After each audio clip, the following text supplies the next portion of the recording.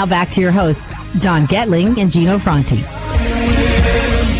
back, and before we go, please reach out to us at donandgino@gmail.com. donandgino@gmail.com with your questions, concerns, who you want on the show, who you like, all that good stuff. Because we're good guys. We've been doing this for 3 years. We're not going anywhere.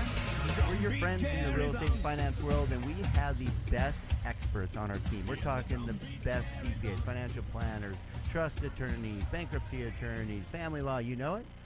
They have been on our show for a reason, just like our great expert, Mr. Ben Salem with Rodeo Realty. You are a blast, Ben. I like having you on the show. Thanks. Can we get you back? This is fun. You're really good. You know your stuff. Shoot, our banter between takes is awesome because it's so easy to talk to you because you know your stuff.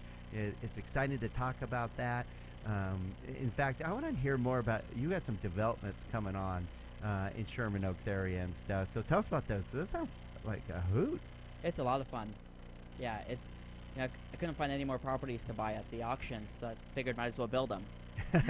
If they build it, they will come, right? I'm going to date myself here, but the Sherman Oaks Galleria used to not be what it is today. It was something totally different, okay? Right. Oh my God. We used to have a movie theater there and all these little other things that was a tiny little dinky little mall, and I spent like most of my childhood there. So if you think about developments and what's happened in the Sherman Oaks, Studio City, even we were just discussing Valley Village. Yeah. I mean, what a change from 20 years ago. Yeah, it's the hot spot now. It really is, and it's the hub. Well, explain how you're getting involved in the hub then. Well, what I'm doing is I'm building townhomes right near the Sherman Oaks Galleria, and I have another project in Valley Village. We're building some townhomes there as well, and haven't decided if we're gonna build to sell or build to lease yet. To see how what happens with the market. But the goal is to build luxury townhomes, and we just broke ground on one of them. That's exciting, huh? Yeah, it's really fun. And it's fun because as times changed, and the electric cars are super in right now, so we thought we'll make all these garages Tesla ready, right? Right. And he said Tesla, not like Leaf. Yeah, he didn't say Chevy Volt. Yeah. It is Sherman Oaks. Yeah. Well, let's be honest. It's you a can beautiful fit like car. 3 Leafs in the garage. It's a beautiful car. It's one of my favorite designs on the market Tesla? right now. Oh, it's gorgeous. It is. It's gorgeous. Yeah. It really is. Well, Don T's girlfriend works for him. Yeah, she does. Yeah, for SpaceX. Oh, really? Yeah, it's pretty cool. We get the shirts and hats, not the Teslas. Oh, that's great. Yeah, but what's really fun is that times have changed and people really want a green home, so we're innovating everything into these homes. So, for example, if you want the baby's room to be 73 degrees and your room to be 67 degrees, you could control that through your iPhone. And you can control the shades automatically through your iPhone, and at 7 a.m. the shades come up automatically. So we're implementing all these things into our projects, and it's just a lot of fun, It's not what it was. That sounds really fun. Yeah. See, you get to play Legos with your houses, man. Yes. You get to put whatever you want in it. It's so cool. That is cool, and it's neat that you're a developer now. I mean, what a great way to understand more about the business than becoming a developer. Yeah, what's really exciting about it is that it's nice to reinvent yourself constantly. Because if we don't reinvent ourselves, just like right now with this market, it's time to reinvent yourself and be ahead of the game. And that's what our goal is. That's what we're all here today, to make sure that everyone's ahead of the game. Well, I mean, and so just so everybody can understand that, what you just said is the reason you're reinventing yourself, there is no inventory, so you're creating inventory. Right. Yeah, and that's a beautiful thing because ultimately, Don and I have talked about it for the last few shows. People forget that demographics is what drives real estate long term. And there's so much pent-up demand. There's so many people that were outside the workforce that'll be entering the workforce, and there's an amazing wave of real estate just from a demographic standpoint coming for the next 5 years. Yeah, I agree. Okay, before I kind of teased a little bit before this last break, and this is kind of a fun topic because I think we already know the answer, but we want to hear from you.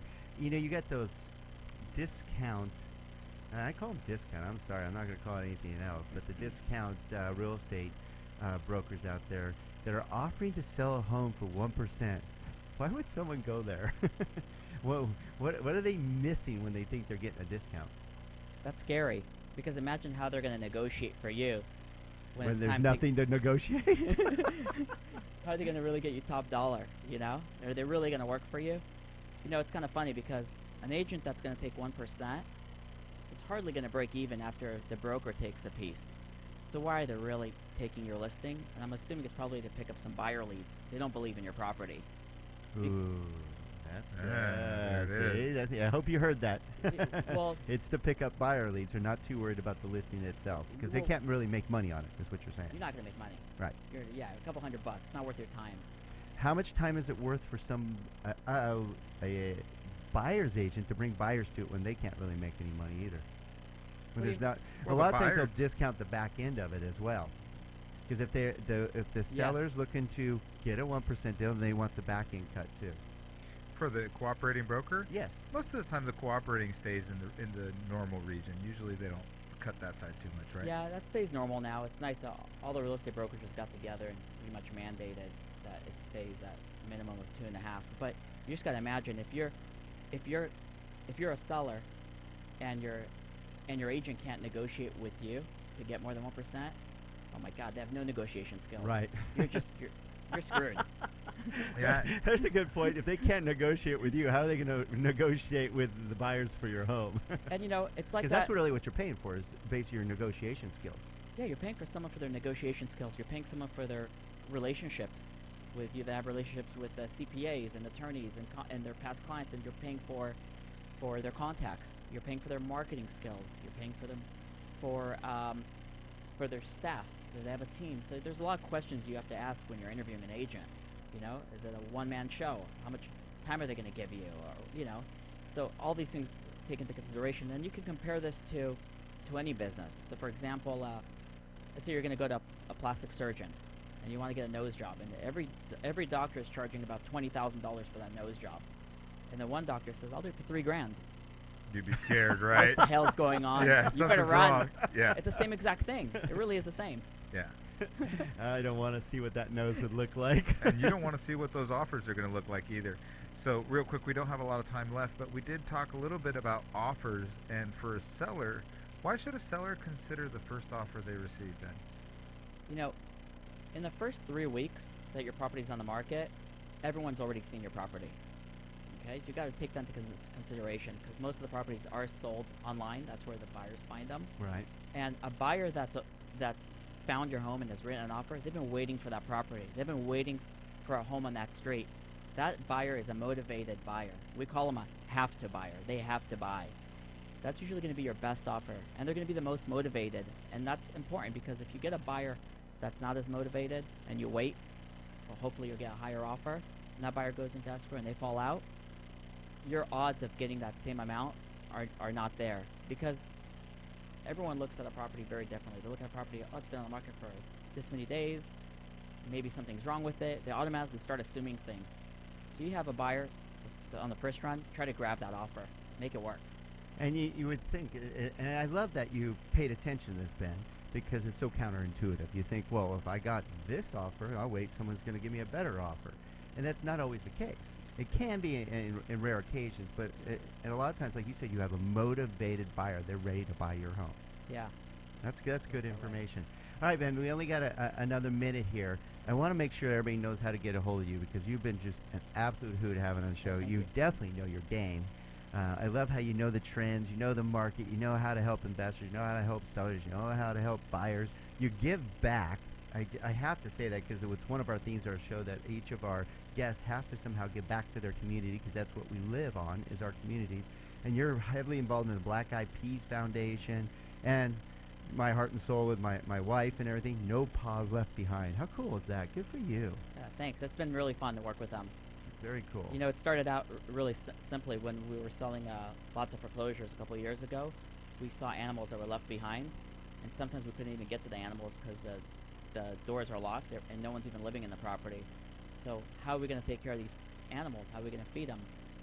So I found a great organization, No Paws Left Behind, and they were able to assist us with animals from every state. And a lot of the banks started working with them, and it worked out really great. Oh, good for you. I'm proud of you, Ben. Nicely done. Thanks. All right, so you want to work with a good guy like Ben Salem that knows his stuff. Reach out to Ben Salem or Rodeo Realty at bensalemproperties.com. thanks a lot for being on our show, Thank bud. you so much. We'll definitely have you back. You did a Appreciate it. great job. it. Great Thank you, guys. information. Thank you, Mr. Furman of AP Productions. And thank you, Shannon, our producer. Way to go, Shannon. Thank you, Peter, for handling the controls at KHTS. And thank you for joining us on the Don and Gino Real Estate Finance Show every Thursday, 12 p.m. to 2 p.m. We'll be back next week. Reach out to us at donandgino.com. Take care, everyone.